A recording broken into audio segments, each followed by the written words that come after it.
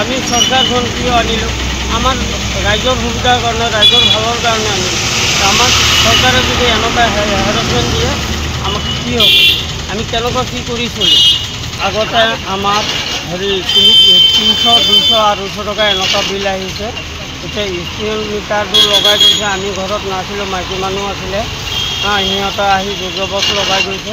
এতিয়া smart meter সেইটো মিটাৰত আপোনাৰ মাহেকৈ 700, 800 টকাকৈ বিল আহে। আকৌ কাৰেণ্টটো কাটি দিয়াৰ লগে লগে আপোনাৰ 300 টকা, 400 টকা সিহঁতে ফাইল লগাই দিয়ে। আমি সাধাৰণ এটা মানুহ চানা বেপাৰ কৰি ফুটপাথত কৰি চলি ফুৰি আছোঁ। এয়া যদি চৰকাৰে কৰে, আমি কেনেকুৱা কি কৰি চলিম? এয়া চৰকাৰে বুজিব লাগে। আমি চৰকাৰক ভোট দি আমি ভালৰ কাৰণে, ধুনীয়াৰ কাৰণে বনাইছোঁ। এয়া চৰকাৰে আমাৰ ইমান ধুনীয়া কৰিছে।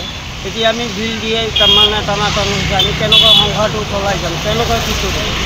সেইটো আমাৰ স্ক্ৰীণ মিটাৰ উঠাই লৈ যাব লাগে। সেইটোৰ কাৰণে আমি বহুত চিন্তিত হৈ আছোঁ।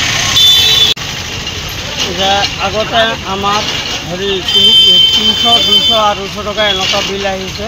এতিয়া স্ক্ৰীণ মিটাৰটো লগাই গৈছে। আমি ঘৰত নাছিলোঁ, মাইকী মানুহ আছিলে, সিহঁতে আহি যোগবক্স লগাই গৈছে।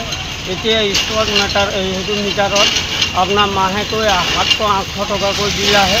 আকৌ কাৰেণ্টটো কাটি দিয়াৰ লগে লগে আপোনাৰ 300 টকা, 400 টকা সিহঁতে ফাইল লগাই দিয়ে।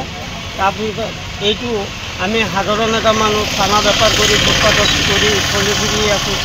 এয়া যদি চৰকাৰে কৰে, আমি কেনেকুৱা কি কৰি চলিম? এয়া চৰকাৰে বুজিব লাগে। আমি চৰকাৰক ভোট দি আমি ভালৰ কাৰণে, ধুনীয়াৰ কাৰণে বনাইছোঁ। এয়া চৰকাৰে আমাৰ ইমান ধুনীয়া কৰিছে।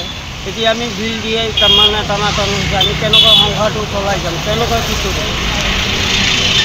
শৰ্মাক আমি আবেদন জনাইছোঁ যে এইটো আমাৰ স্ক্ৰীণ মিটাৰ উঠাই লৈ যাব লাগে। সেইটোৰ কাৰণে আমি বহুত চিন্তিত হৈ আছোঁ।